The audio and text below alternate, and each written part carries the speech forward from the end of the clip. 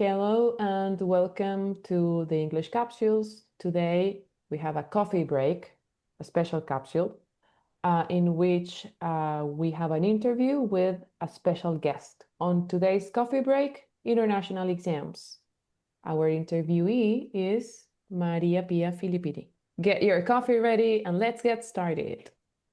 So today we are interviewing María Pía Filippini, and she is the center's exam manager at Río Cuarto, San Juan, and Venado Tuerto. She is the person in charge of organizing and overseeing Cambridge exams at an authorized exam center. She is the person who makes sure everything runs smoothly before, during, and after the exam. Welcome. Thank you, ladies. It's a pleasure to be with you. We have some questions that we are sure that many people in our audience may also have regarding international exams, particularly in this case, Cambridge, as we said before. So one of the first questions that comes to mind is, what are the benefits of sitting for the exams? Good. It's great to start with this first question because it's a very common one. And I could say that when you sit for an exam, in this case for the Cambridge exams, they give your English learning a real sense of purpose. And instead of studying without a direction, you're following a clear path. Cambridge has a series of exams from A1 to C2. And each of these exams are linked to the Common European Framework of Reference of Languages. Okay.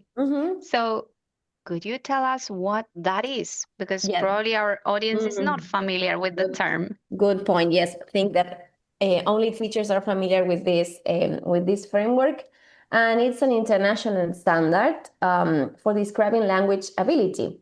And it describes what a learner is supposed to be able to do in each of the skills, like reading, listening, speaking, and writing.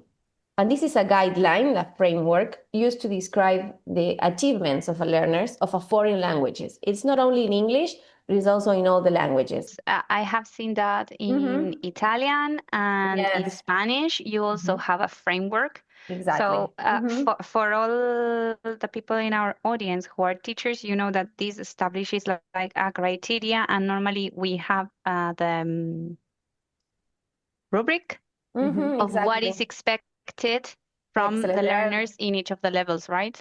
I think there are 6 levels. Yes. So you go from the very beginner student to the most advanced one. Right, to a competent speaker of the language is the C2 level for those who have really mastered the language. As you said, yes, it's good when you get a C2 level.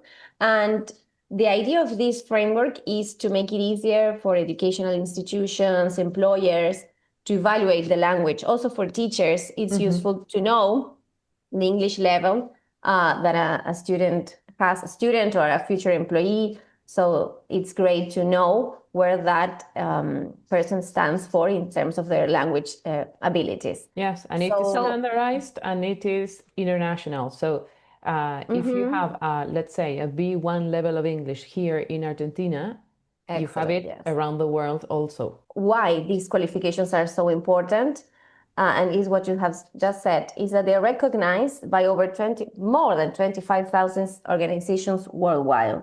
And that's the idea. I think we all know this. It standardizes language competencies.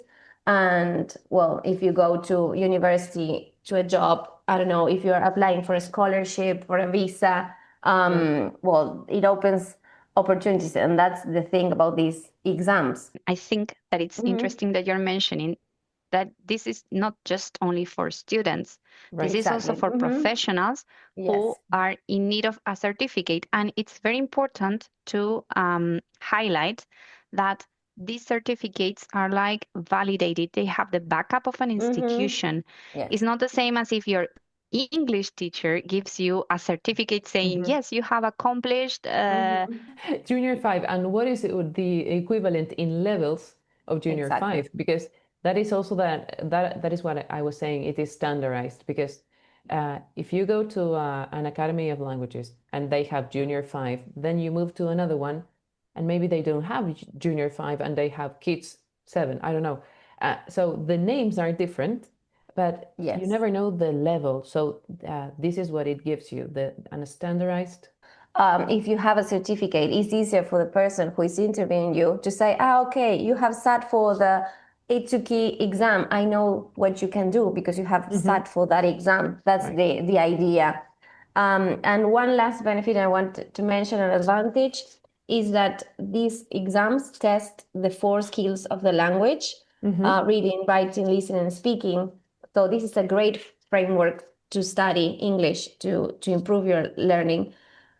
Because you're preparing for English in the real life situations, not just this classroom English. So you know that you're being tested and you're learning towards a C2 level, but you have these 4 skills that are important in when we are learning a language. We all want to speak, to write, to listen well. So that's the idea behind these exams. So they are quite complete. And how long does it take to be ready for an international exam? That's a great question that a lot of people have, and unfortunately, I can't say that exact time. Okay. I think it depends on a few things, and maybe you're teachers and you can agree with me because you've had students that have asked you that. I mean, I need to sit for this exam and I want to do it in a year, and maybe that person hasn't studied English before.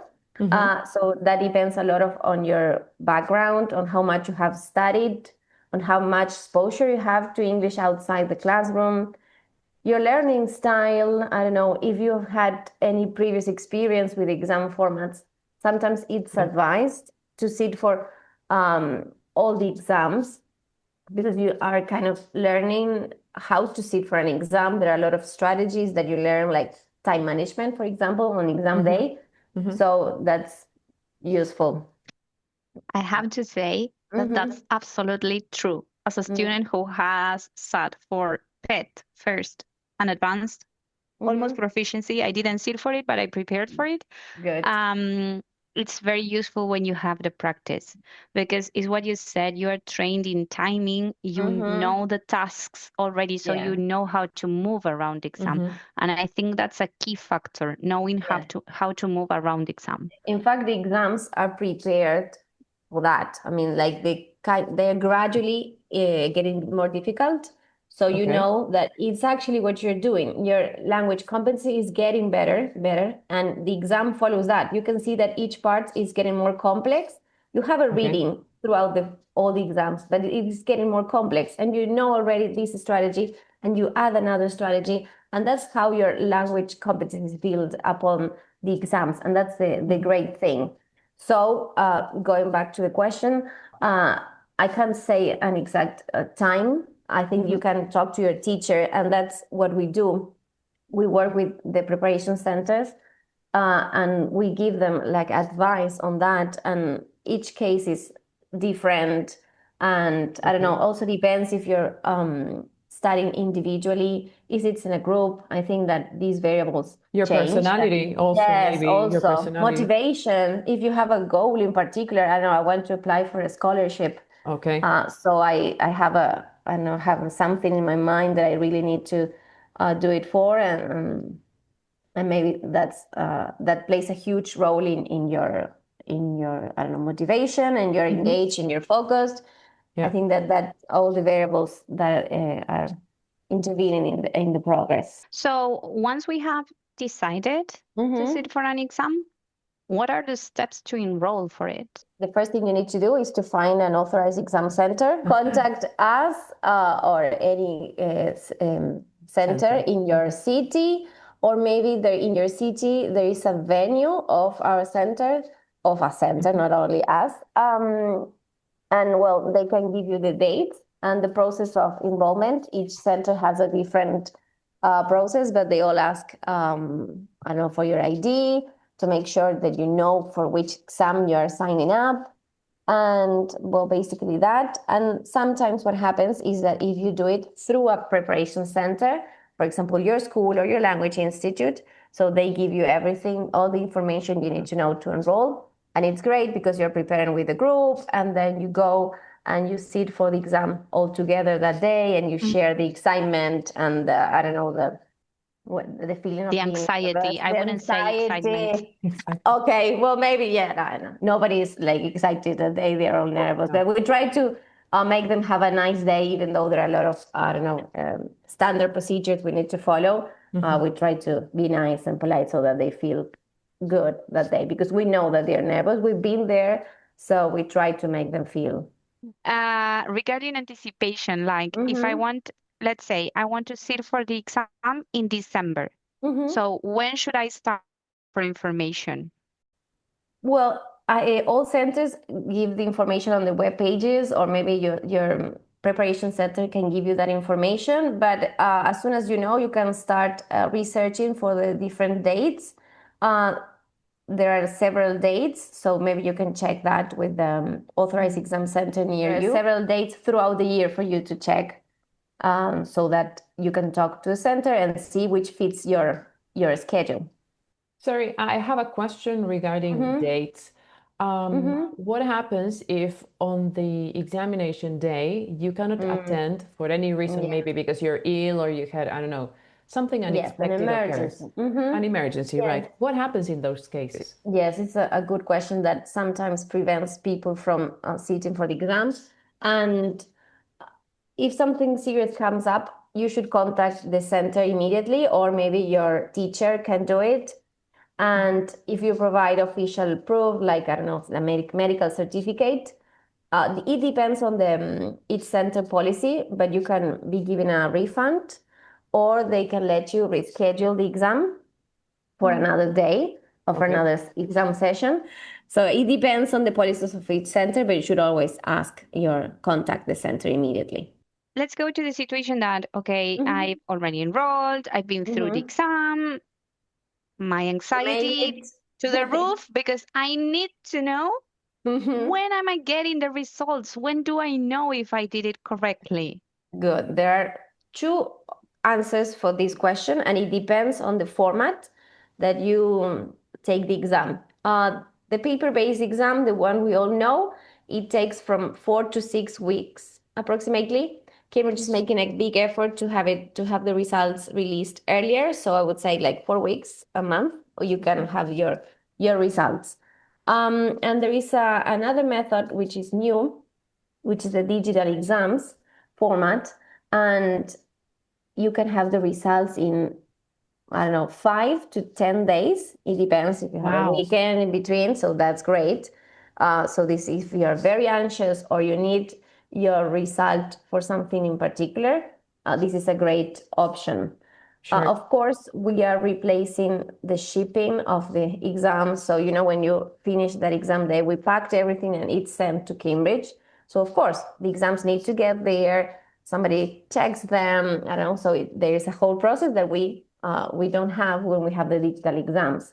So this is for anxious people, and it's great. And there are a lot of benefits also in the digital format.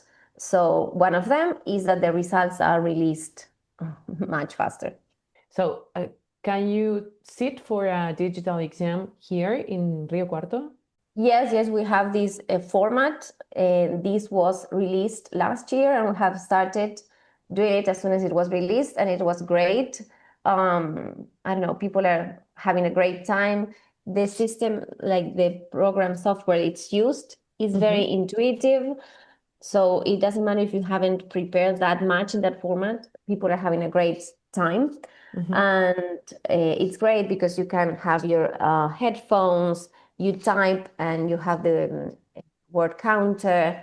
There are a lot of features that are really nice on that day that helps you have a great experience. You don't need to transfer the answers to the answer sheet. That's something that takes time sometimes. And sometimes you make mistakes in that part. Yes, and in the writing part, if you have a horrible handwriting, you can skip that and you type, and that's it. And I'm sure Cambridge examiners value that because they don't have to struggle with some handwriting. Right, exactly. If I were that. And so it's great. And a lot of people are very much used to working on computers, and that's great. So Pia, thank you very much for joining us on our Thank first coffee you. break. And thank you for all the information you have Thank provided. you. There's a lot to say. If you want to contact us, we'll be happy to give all the information you need.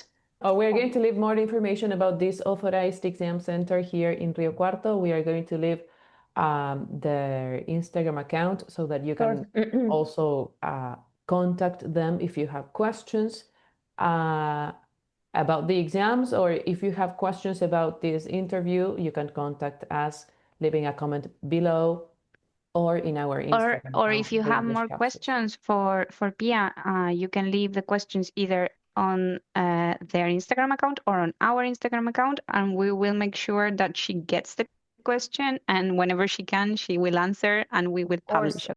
Okay? Of course, we always talk to parents, we talk to institutions, students. Well, we are happy to help and give all the information you need.